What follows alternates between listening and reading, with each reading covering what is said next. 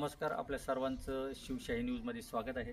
आपण आज तळेगाव रांजणगाव सांडस या गटातील दहिवडी या गावामध्ये आहोत आणि दहिवडी या गावामध्ये जिल्हा परिषद आणि पंचायत समितीच्या निवडणुकीदरम्यान नागरिकांशी त्यांच्या समस्या आणि उमेदवार कसा असावा याच्याविषयी आपण चर्चा करणार आहोत. दादा तुमचं कुठं राहिलं आहे? इथं गावातच दहिवडीमध्ये. आता आपण पाहिलं तर जिल्हा परिषद आणि पंचायत समितीच्या निवडणुकीची रणधुमाळी चालू आहे आणि त्या अनुषंगाने जर पाहिलं तर आपल्या गावामध्ये नेमकं काय समस्या आहेत की ज्या आजपर्यंत सोडवल्या गेल्या नाहीत, काय अपेक्षा आहेत? काय सांगावं असेल समस्येचं काय आम्हाला रस्त्याचा प्रॉब्लेम होता, हे होतं, बाकी काय तो रस्ता होता. हा रस्ता मंजूर झाला आहे का कामच नाही झालं? नुसतं केलं तेवढं कडक झालं. हां ते सरळ रस्ता होता. पाण्याची काय समस्या आहे बघा? पाणी भरपूर आहे, पाणी नाही.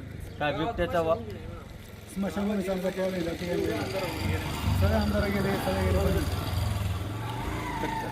म्हणायचं या ठिकाणी काही बिबट्याचा वावर वगैरे आहे? बिबटे आहे मस्त. काही त्रास त्याच्यापासून? काही लोकांना मग आता त्रास असतो. तर रात्रीच्या वेळेस शेतकऱ्याला काय शेतकऱ्याला अडचणी येत. लाईट असते की वेळ? लाईट टायमाला जाते, एका दिवसा ये होती. आता हे जिल्हा परिषद आणि पंचायत समितीच्या माध्यमातून अनेक कामं करता येतात ग्राम लेवलला. काय असे उमेदवार आहेत का जे कधी भविष्यात आपल्याला गरज पडली तर कामाला धावून येणार आहे का कोणी? आहेत मस्त, पण आता काय तसे लोक होत नाही, काय नाही. कोण कोण उमेदवार आहेत या ठिकाणी या तुमच्या गटामध्ये? काळे, गव्हाणेबाई, ते ये, परत जयदादा शिंदे, परत ही कोण, ही आपले कोण ती बांधलताई पण आहे, पण ही बाई. अच्छा, रेश्मा जय शिंदे.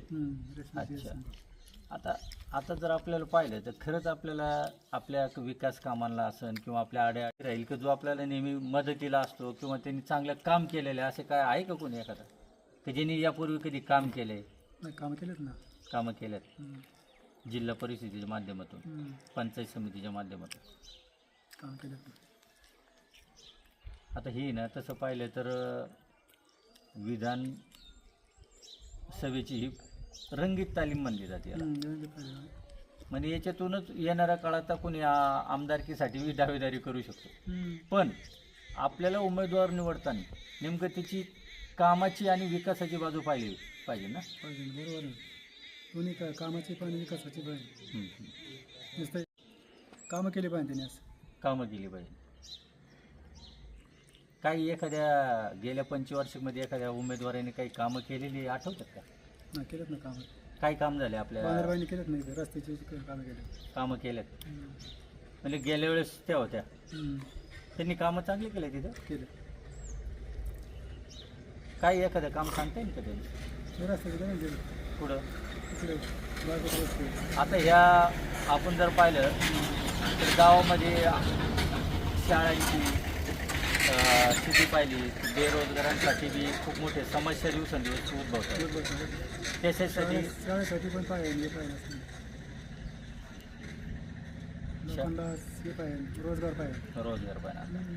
आता एवढी मोठी आपल्याकडे पंचतारांकित MIDC त्या रोजगारांसाठी काही युवकांना काम देतील काही भविष्यात? देते ना.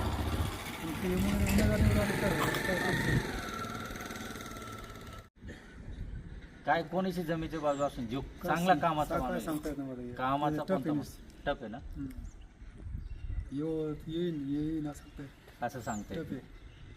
पण ही दिवसेंदिवस जशी मतदानाची तारीख जवळ येईल तशी आणखीन रंगतदार होणार आहे. ते सांगता येत नाही. लोक कसे कले. आता तुम्ही एक शेतकरी म्हणून काय भावना आहे तुमच्या, म्हणजे काय वाटतं इथे आपल्या गावामध्ये काय व्हायला पाहिजे विकासाच्या दृष्टीने? काय अशी समस्या आहे? रस्ता पहिला व्हायला पाहिजे, सगळ्यात शाळेचं महत्त्वाचं आहे. अच्छा, स्मशानभूमी. स्मशानभूमीचा काय विषय? आमच्याकडे स्मशानभूमीच नाही, आम्हाला नाहीच. मग याच्या आधी कुणाकडे पाठपुरावा वगैरे काही केला होता? मस्त केलं होतं. नाही केलं. कोणाकडे केला होता? मस्त आमदार खासदार नाही. म्हणजे स्मशानभूमीचा प्रश्न सुटला नाही.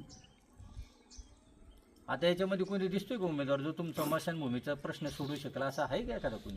ताज्या घडामोडी जाणून घेण्यासाठी शिवशाही न्यूज यूट्यूब चॅनलला सबस्क्राईब करा. आपण हा व्हिडिओ फेसबुकवर पाहत असाल तर फेसबुक पेज फॉलो करा आणि शिवशाही न्यूज.com या आपल्या वेबसाईटलाही भेट द्या.